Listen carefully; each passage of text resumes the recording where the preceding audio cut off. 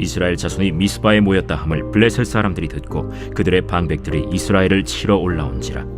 이스라엘 자손들이 듣고 블레셋 사람들을 두려워하여 이스라엘 자손이 사무엘에게 이르되, 당신은 우리를 위하여 우리 하나님 여호와께 쉬지 말고 부르짖어 우리를 블레셋 사람들의 손에서 구원하시게 하소서 하니 사무엘이 전 먹는 어린 양 하나를 가져다가 온전한 번제를 여호와께 드리고 이스라엘을 위하여 여호와께 부르짖음에 여호와께서 응답하셨더라.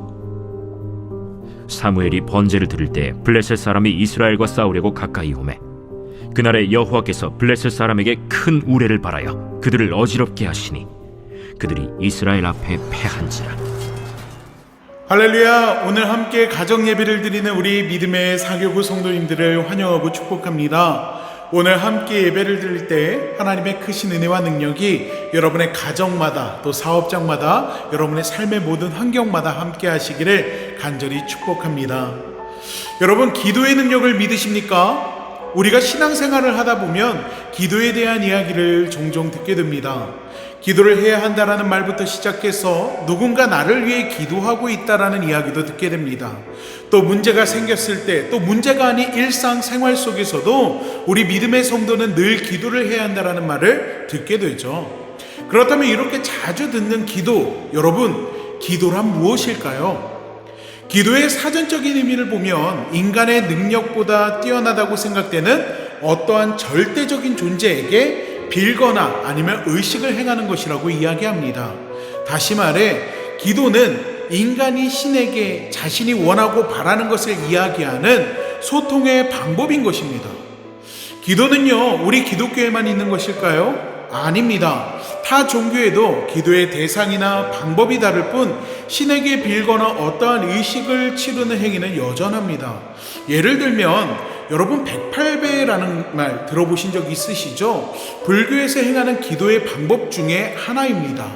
또 길을 가다가 인상이 너무 좋아 보이시네요 라고 이야기하는 도를 아십니까? 만나보신 적 있으시죠? 조상신을 섬겨야 한다면서 제사상을 차려놓고 절을 하게 하는 것도 우리가 볼 수가 있죠. 어떻게 보면 이러한 모습들이 타 종교에 있는 기도의 모습이라고 볼 수 있습니다. 성경도 마찬가지예요. 우리가 잘 알고 있는 바알과 아세라를 섬기는 선지자 850명과 그리고 엘리야가 대결하는 모습을 보면은요, 바알과 아세라를 섬기는 850명의 사람들을 보면 자신들이 섬기는 신의 이름을 부르짖고 또 그들이 가지고 있는 규례에 따라서 자신의 몸에 칼과 창으로 자해를 했다라고 기록된 것을 볼 수가 있습니다. 그러나 우리 엘리야는 어떻습니까? 하나님의 이름을 부르짖며 기도했을 때 하나님께서 역사하시는 것을 우리가 볼 수가 있죠. 즉, 기도는 어떤 종교에게나 다 있지만 정말 중요한 것은 우리의 믿음의 대상, 우리 기도의 대상이 누구냐가 제일 중요한 것입니다. 오늘 본문 역시 마찬가지입니다. 당시 이스라엘 백성들은요, 하나님 앞에 온전한 모습이 아니었습니다. 당시 이방신들이었던 바알과 아스타롯 등 가나안 땅에 있었던 우상들을 섬겼습니다. 그러나 우상을 숭배하는 것은 하나님께서 가장 싫어하시는 일이었고, 이에 사무엘 선지자는 이스라엘 백성들을 미스바로 모이게 하고 그곳에서 하나님 앞에 회개할 것을 촉구하게 됩니다.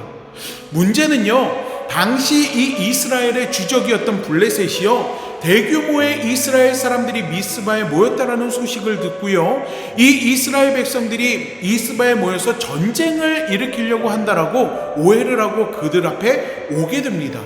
그런데 이스라엘 백성들은 전쟁을 하기 위해 모인 게 아니잖아요. 그러다 보니까 전쟁의 대비가 전혀 되어 있지 않는 상태였습니다.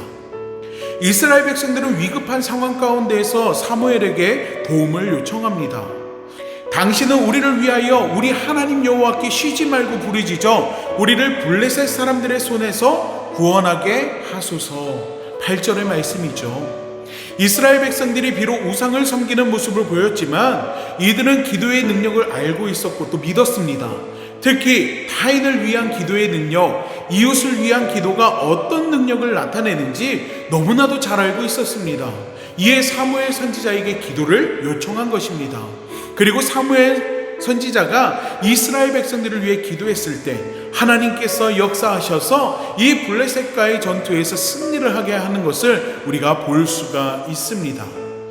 사랑하는 믿음의 성도 여러분, 우리 하나님은요, 우리 기도를 들어주시는 분이십니다.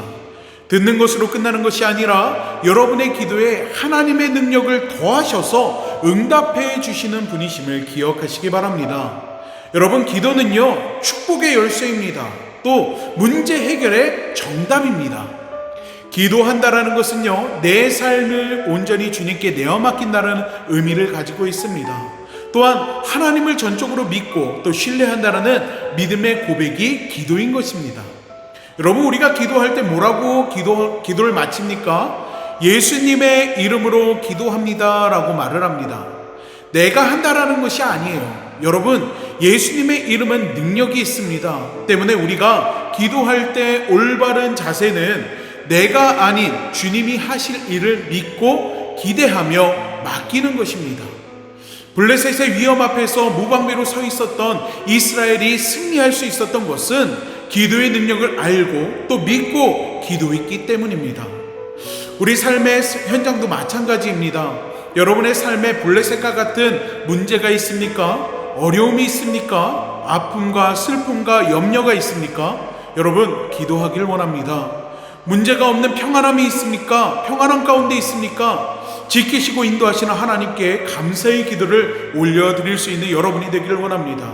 또 건강에 문제가 있습니까? 치료하실 주님 앞에 기도할 때 하나님께서 놀라운 은혜를 통하여서 여러분의 육신을 건강하게 치료해 주시는 역사가 나타날 줄로 믿습니다. 말도 안 되는 기도의 응답들, 인간의 생각과 상식으로 불가능한 기도의 응답들은요, 성경에만 기록되어 있는 것이 아닙니다. 지금도 우리 삶 속에서 동일하게 역사되어지고 있습니다. 사랑하는 믿음의 성도 여러분, 사무엘과 같이 쉬지 말고 부르짖으며 기도할 수 있는 여러분이 되기를 간절히 축원합니다. 예수 그리스도의 능력의 이름을 붙들고 기도할 때 여러분이 기도의 응답의 주인공이 될 줄로 믿습니다. 우리 함께 기도하겠습니다.